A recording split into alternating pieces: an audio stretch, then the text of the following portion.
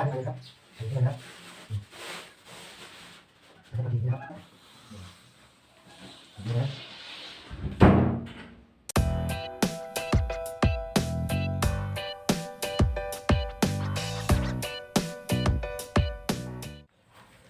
สวัสดีครับพบกับผมช่างพ่อบ้าน DIY นะครับวันนี้ผมจะมารีวิวที่ก้านขอบตรงใต้ประตูตรงนี้นะครับซึ่ง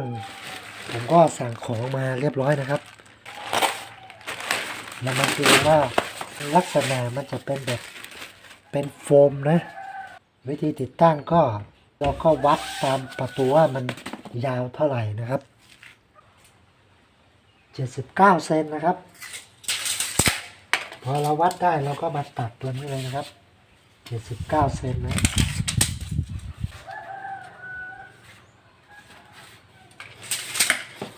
79 เซนก็อยู่ตรงนี้นะครับผมก็ตัดออกเลยนะครับ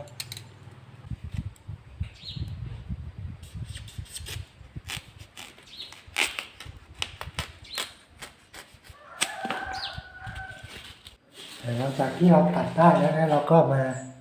เอาเนี่ยมาใส่เลยนะครับวิธีใส่แล้วก็ใส่ข้างๆนี่ไปเลยนะครับใส่อย่างนี้เลยนะครับ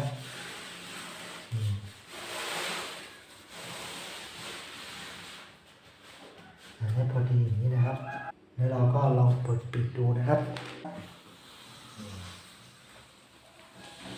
อย่างนี้นะ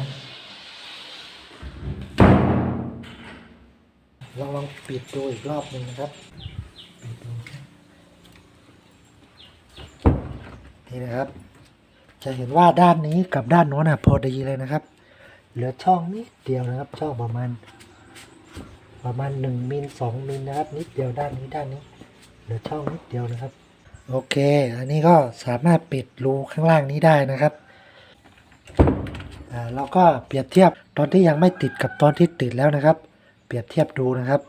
ความแตกต่างก็ประมาณนี้นะครับ